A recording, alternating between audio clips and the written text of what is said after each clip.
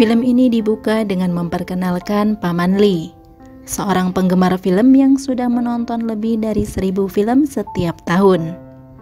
Saat masih kecil, Paman Lee pindah ke Thailand bersama keluarganya, akan tetapi terjadi kerusuhan di daerah tempat tinggalnya itu, yang menyebabkan kedua orang tuanya meninggoy Nemophilofers. Dan sejak saat itu, dia menjadi yatim piatu. Setelah dewasa, Lee belajar tentang internet. Dia membuka usahanya sendiri dan membangun keluarga yang harmonis bersama istrinya yang diketahui bernama Ling Ling. Mereka dikaruniai 2 orang anak, si kakak bernama Ping Ping dan adiknya bernama Nam. Dan saat ini, Ping Ping adalah seorang siswi SMA. Saat pulang sekolah, dia bercerita bahwa dia mendapatkan kesempatan untuk kemah bersama siswa-siswi terpilih lainnya. Akan tetapi, ketika mengetahui biaya kemah yang cukup mahal, seketika membuat Lee terkejut. Karena itulah, dia tidak mengizinkan putrinya untuk ikut serta gitu di Nemophilofers. Tentu saja, hal tersebut membuat Ping Ping kecewa. Akan tetapi, ketika Ping Ping tidur, ayahnya berubah pikiran dan mengizinkan putrinya.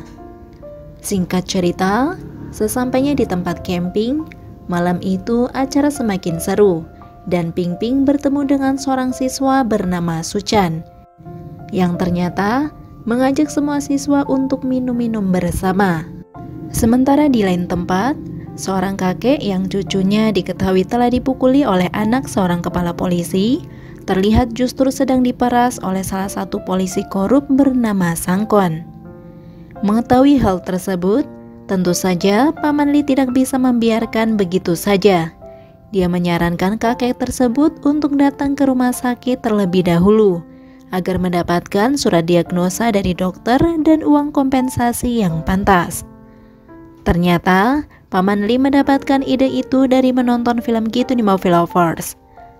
Karena hal itulah, kakek tersebut akhirnya langsung menolak uang ganti rugi dan memutuskan untuk membawa cucunya ke rumah sakit. Mendapat penolakan itu, Sangkon pun terlihat langsung sangat marah. Di situ dia bahkan yakin jika ini semua terjadi karena ulah Paman Lee. Scene berpindah. Kita diperlihatkan seorang laki-laki yang diketahui bernama Cupat. Dia merupakan seorang kandidat kuat dalam pemilihan wali kota yang akan datang.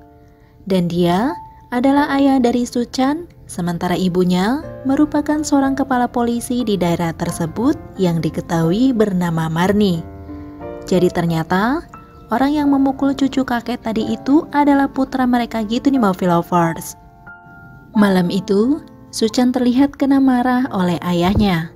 Bukannya menyesal, dia malah terlihat sangat kesal dan memutuskan untuk pergi dan menghilang. Dan ternyata dia pergi ke daerah tempat tinggal Ping Ping. Jadi ternyata saat malam di camping, Suchan mencampurkan minuman Ping Ping dengan jamu tengler. Dari situ Suchan dengan sengaja mengunboxing Ping Ping bahkan merekam adegan tersebut. Dan mengancam akan menyebarkannya jika dia tidak mematuhi perintahnya. Ping Ping yang ketakutan akhirnya menurutinya dan setuju untuk bertemu nanti malam di gudang dekat rumahnya. Sedangkan di sisi lain, Lee diketahui sedang dalam perjalanan bisnis di lain kota untuk memperbaiki peralatan internet di sebuah hotel. Setelah waktu sudah menunjukkan jam 10 malam, Ping Ping benar-benar datang untuk menemui Suchan. Namun ternyata dia tidak sendirian, melainkan berdua dengan sang ibu. Karena sebelumnya, Ping Ping telah menceritakan semua kepadanya. Suchan awalnya terkejut ketika melihat ibunya Ping Ping. Namun konyolnya, dia malah berniat untuk mengunboxing dirinya. Dan karena hal itulah, perkelahian di antara mereka bertiga pun sempat terjadi. Di situ Ping Ping fokus untuk merebut ponsel. Sampai pada akhirnya, dia tanpa sengaja malah memukul Suchan sampai meninggoy. Menyadari hal tersebut, Ibu Ping Ping tidak rela jika putrinya sampai masuk penjara. Karena itulah, dia berencana mengubur jasad Suchan di salah satu makam dekat rumah mereka. Di situasi tersebut, adik Ping Ping yang masih kecil pun juga menyaksikannya. Ketika mereka berdua terus bergerak mengurus jasad, Li yang berada di lain tempat terlihat menelpon ke rumah beberapa kali, akan tetapi tidak ada yang mengangkatnya. Li yang khawatir meski di tengah malam dia segera bergegas pulang ke rumah dan mendengar seluruh cerita dari istri dan putrinya. Mengetahui hal tersebut, Li tampak syok dan putus asa dan menyadari keluarganya sedang di posisi terdesak. Karena itulah, di saat itu juga dia harus segera mengambil tindakan. Kemudian Li memutuskan akan menghilangkan semua jejak yang berkaitan dengan keluarganya. Dalam kasus ini, dia menyusun rencana untuk memastikan keluarganya tetap aman, hanya dengan bekal pengetahuan film yang dia tonton. Dari situlah, Li akhirnya mengambil inspirasi dari film tersebut untuk menghilangkan bukti dan menciptakan alibi kuat untuk menutupinya. Dan keesokan harinya, meskipun situasinya sulit dan penuh tekanan, Li terlihat langsung bergerak dengan menghilangkan mobil yang dikendarai oleh Suchan. Namun ternyata, Sangkon yang kebetulan sedang tengler dan makan bakmi di dekat situ, sempat melihat Li dari kejauhan gitu di Movie Lovers. Dan untuk menyingkirkan mobil tersebut, Li mengambil jalan yang tidak ada CCTV-nya. Namun sebelum itu, Li sempat melempar ponsel Suchan yang ternyata masuk tepat ke dalam truk pasir. Dari situ, dia kemudian pergi ke sebuah danau yang sepi untuk membuang mobilnya. Dan untuk membuat alibi semakin meyakinkan, Li kemudian memutuskan untuk mengajak keluarganya pergi liburan bersama. Mereka terlihat pergi menaiki bus langganannya, menginap di hotel, menonton bioskop, bahkan sebelum pulang ke rumah, mereka sempat menonton pertandingan tinju. Sementara orang tua Suchan terlihat biasa saja akan kepergian putranya. Bahkan ayahnya sampai memblokir kartu kreditnya karena menghilang tanpa kabar. Namun sampai di keesokan harinya, semua tampak mulai khawatir gitu di Movie Lovers. Karena ibunya menelpon beberapa kali, akan tetapi masih belum ada jawaban dari Suchan. Dari GPS ponselnya menunjukkan lokasi terakhir Suchan dan mobilnya juga terekam CCTV pada sore hari, tepatnya pada tanggal 2 April. Sementara Li yang sedang bekerja, tiba-tiba melihat Sangkon yang sedang marah kepada rekan bisnisnya karena telah melaporkan dia menerima suap. Li yang tidak bisa menahan diri itu kemudian menendang Sangkon sampai membuatnya semakin emosi. Bahkan melepaskan bidikan yang pada akhirnya mengenai seekor kambing. Setelah seminggu berlalu, akhirnya pihak polisi menemukan mobil Suchan, akan tetapi tidak menemukan keberadaan Suchan di sana. Kemudian ketika polisi sedang sibuk memberikan pengarahan, Sangkon mengaku sempat melihat mobil Suchan dengan mengatakan bahwa Li yang mengemudikan mobil itu. Namun di situ, rekan kerja Sangkon ragu dengan apa yang dikatakan olehnya. Merasa yakin dengan yang dia lihat, Sangkon kemudian mendatangi tukang bakmi. Namun ternyata, tukang bakminya mengaku bahwa dia tidak melihat Li dan hanya melihat mobilnya Suchan saja. Di lain waktu, Li terlihat sedang memberi arahan kepada istri dan kedua anaknya bagaimana cara menghadapi interogasi polisi.